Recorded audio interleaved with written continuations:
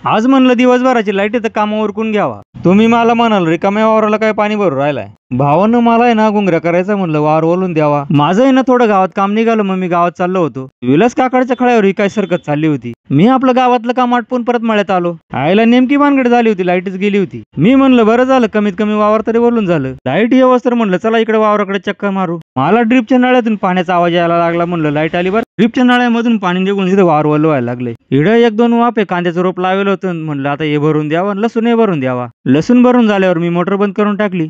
मी म्हणलं आता बसल्या बसल्या हरभरा तरी निंदून घ्यावा. दुकानाहून मला गिरायकाचा फोन आला. म्हणलं चला गावात जाऊ. विलास काकडच्या खळ्यावर मला तीच गंमत पाहायला भेटली. जेसीबीचं मोठं बकेट वर करेलं होतं, त्याच्यावर ते लोखंड ठेवले होते. म्हणलं याला चाललंय काय यांचं. मी जेव्हा कॅमेरा झूम केला तेव्हा मला 2-3 माणसं त्याच्यात दिसले. त्याच्यातलं एक जण मला पाहून हात करीत होतं. विलास मला म्हणतो अरे ते कायचे फिट करून राहिले. मी आपलं परत मळ्यात निघून आलो. पाणी भरता भरता मी तर पॅन्ट वर करेलच होती. मी म्हणलं आता चला त्या मळ्यात चक्कर मारून येऊ. मी जेव्हा आपल्या रस्त्याला लागलो, मी आपल्या मोबाईलचा कॅमेरा वर धरला, तो लोक माझ्याकडेच पाहत होते. मी जेव्हा आपल्या लुनाची मुठ पिळली सणासण निघालो. जाता जाता मी पाहिलं मारुती भाऊ सांगळे यांनी एवढा मोठा खड्डा केला, डोंगरा एवढा मातीचा गंज घातला. सागरनी मला पाहिल्यावर हसायला लागला. मी सागरला म्हणलो काय रे सोन्याचा हांडा बिंडा सापडला का काय. तेवढ्यात मला चेतन पाईपलाईनचं काम करताना दिसला. मला पाहिल्यावर मारुती भाऊचा चेहरा लय न खुलला. चेतनची एवढी गणगण झाली, इकडचा पाईप तिकडे लावू का तिकडचा पाईप इकडे लावू. मी त्याला म्हणलो अरे तू नेमकं करू काय राहिलाय. त्याच्या आधीच गणगण होईल, तू माझी बोलायला तयार नाही. त्यांनी पाईपाचं माप घेतलं का नाही घेतलं, त्याने राग राग पाईप कापूनच टाकला. मित्रांनो, पार्ट 2 पाहण्यासाठी मला फॉलो करा.